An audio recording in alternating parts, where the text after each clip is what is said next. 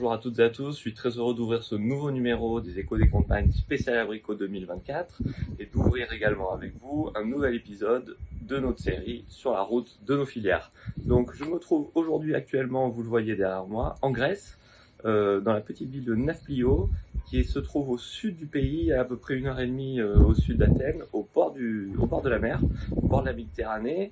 Nous allons suivre aujourd'hui la récolte abricot 2024 sur la variété Bebeko, donc une variété d'abricot spécifique en Grèce, qui pousse ici sur la zone au sud du pays. Alors vous vous souvenez, sur cette région, comme d'habitude, donc notre partenaire fournisseur et fabricant est le seul à être situé dans le sud du pays, au cœur des vergers d'abricots, ce qui lui donne une vraie différenciation vis-à-vis des autres usines qui sont au nord, à plus de 8 heures de voiture. Donc un petit mot sur la situation des prix au niveau de cette année. Donc on était, vous l'avez suivi dans la vidéo précédente, à Marrakech ensemble au Maroc. Depuis, la récolte là-bas est terminée, les productions sont faites, les fruits sont dans les boîtes. La récolte au Maroc était très bonne, nous attendons les prix dans les jours qui viennent. En Espagne, la récolte est terminée, une meilleure récolte également que les 2 dernières années, avec de la disponibilité matière et des prix stables. Et sur la Grèce, nous allons le découvrir ensemble aujourd'hui. Je m'attends à une récolte de qualité.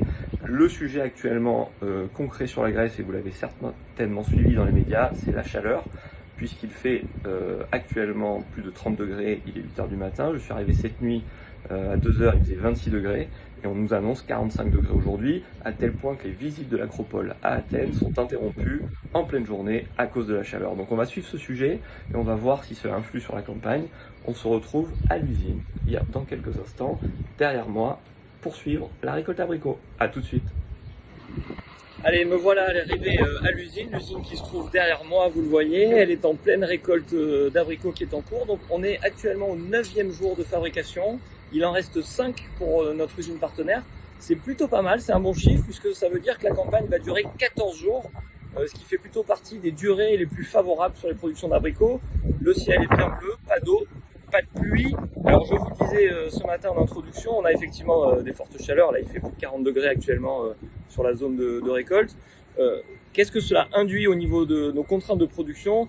Finalement un besoin d'aller assez vite puisque le fruit va arriver en maturité plus vite, puisque vous le voyez derrière moi, il est stocké, il arrive directement des champs stockés dans ces paddocks, et les paddocks vont aller directement avec ces clars qui sont derrière moi à l'usine ici sur ligne. Ça veut dire qu'un fruit qui est ramassé le matin va être mis en boîte pasteurisée, trié, calibré dans la journée. Voilà, donc ça c'est pour les éléments de contexte. Donc une bonne campagne, pas d'alerte, un fruit qui est très joli, de la disponibilité, on n'est pas sur les récoltes difficiles de l'année dernière, donc l'abricot ne va pas manquer cette année. Il y a malgré tout une réalité. Donc la Grèce, vous savez, c'est le Bebeko, je vous l'ai dit. Donc le calibre du Bebeko, c'est plutôt des gros fruits qui font généralement 19 jusqu'à 26-27 grammes. Cette année, le calibre est moyen. On tourne plutôt autour d'un calibre de 15 à 18 grammes, ce qui est plus petit. Vous le voyez là, une vraie différence. Pourquoi? En fait, on a le même problème que ce qu'on a de plus en plus, notamment au Maroc, mais aussi en Espagne, c'est le manque d'eau. Donc c'est le problème d'irrigation des parcelles qui génère des fruits de plus petite taille. Alors quelle solution est-ce qu'on peut amener par rapport à ça? Il y a plusieurs choses qui sont étudiées ici en Grèce. La première, la plus coûteuse, c'est l'installation de machines pour désaliniser l'eau de la mer. Donc, vous ne le voyez pas à la vidéo, mais on est à 100 mètres de la plage et de la mer ici à l'usine à Argos.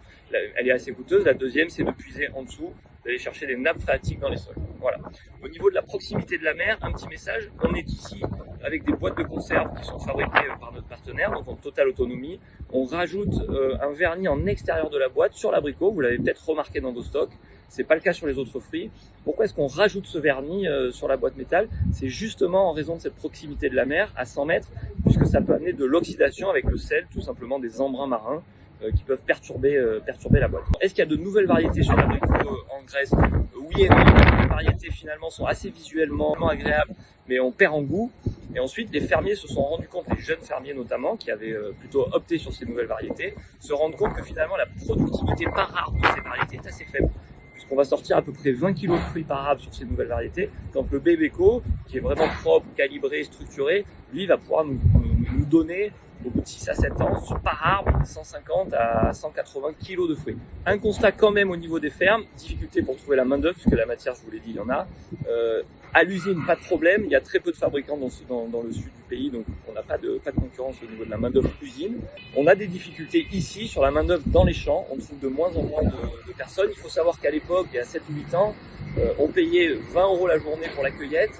Aujourd'hui, on va payer 50 € la journée avec en plus un repas qui va être fourni aux équipes pour les fidéliser. Donc ce sont quand même même si on a plus de matière cette année, on a quand même malgré tout, il faut l'avoir en tête, des coûts fixes qui sont pas en baisse, qui sont structurellement ancrés, plutôt en légère augmentation, qui vont forcément influer sur la discussion du prix final. En résumé, ici en Grèce comme au Maroc, RAS, c'est pas une année à problème, il y a de la très belle qualité, les prix sont propres, les prix vont être en discussion, il faut attendre qu'on termine la production mardi, mercredi de la semaine prochaine.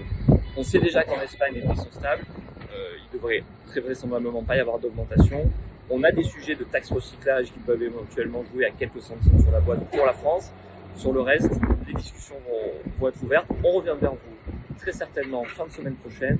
D'ici là, je vous remercie de m'avoir suivi. Je vous souhaite une bonne semaine et je vous donne rendez-vous sur les routes de nos filières dans le prochain épisode. À très bientôt.